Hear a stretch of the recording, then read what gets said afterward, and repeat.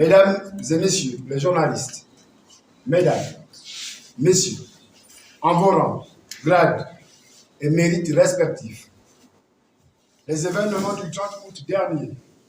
ont marqué un tournant historique pour notre pays. En effet, alors que les ingrédients d'un nouveau coup de force électoral étaient réunis, avec tout ce que cela aurait eu comme corollaire, soulèvement des populations, émeutes, anarchie générale et généralisée, vandalisation des magasins et autres épiceries de quartier, et donc riposte violente, brutale et disproportionnée des forces de sécurité et de défense. Longtemps critiquée, voire honnie, pour sa supposée complicité avec les tenants du pouvoir déchu, l'appareil sécuritaire tout entier de notre pays, sous le sceau du Comité pour la transition et la restauration des institutions, en abrégé CTRI, a, cette fois-ci, pris ses responsabilités en déposant ce pouvoir sans effusion de sang. Ce que la communauté internationale s'évertue et s'efforce à vouloir présenter comme un coup d'État, ici au Gabon, nous le prenons comme étant un acte de bravoure et libérateur du peuple gabonais. Ceci dit,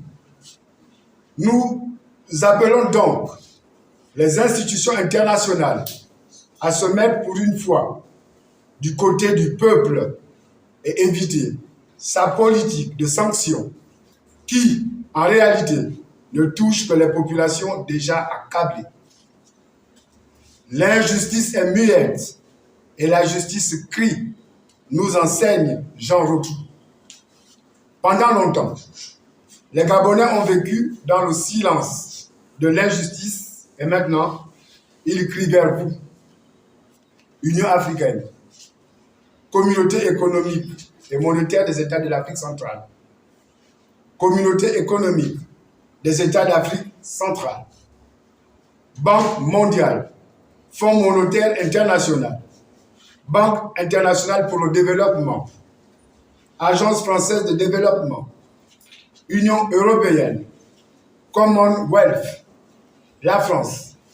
la Chine, les États-Unis d'Amérique, le Japon et tous les autres partenaires importants de notre pays pour que justice lui soit rendue. Quand l'ordre est injuste, le désordre est déjà un commencement de justice, nous dit Romain Rolland. Par ailleurs, lors de sa rencontre avec la classe politique, Monsieur le Président de la Transition, chef de l'État, le général de brigade Oligui Nguema Brice Clotaire, annonçait la suspension de la constitution actuelle de notre pays et la mise en place future d'une assemblée constituante. Constituante dont la mise en place serait de réfléchir sur une nouvelle constitution. La révision de notre code électoral, du code de la nationalité plus largement. De quel Gabon voulons-nous pour le futur? C'est ainsi que, conscient de sa responsabilité devant l'histoire et pour satisfaire cette exigence tant souhaitée par le Comité pour la transition et la restauration des institutions, en abrégé CTRI, le FDR a mené une étude approfondie sur cette question, dont l'articulation se résume essentiellement en 3 parties, lesquelles sont l'organisation, le fonctionnement, la durée et le budget de l'Assemblée.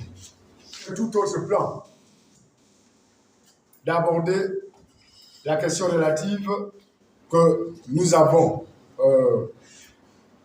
mis en place au cours de cette campagne présidentielle, lequel s'intitule, comme vous le savez tous, Gabon d'abord, pour un Gabon juste et prospère pour tous, que nous voulons mettre à la disposition du CTRI pour pallier en urgence aux difficultés auxquelles il pourrait rencontrer dans son œuvre de restauration. Mesdames et messieurs, mes chers compatriotes, je ne saurais clore mon propos sans inviter très respectueusement Monsieur le Président de la Transition, chef de l'État, Son Excellence Brice Clotaire Oligui Nguema, à faire acte de mansuétude en libérant nos concitoyens Mike Jobtal et Terence Niembou, tous deux incarcérés à la prison centrale d'Oyel, dans des conditions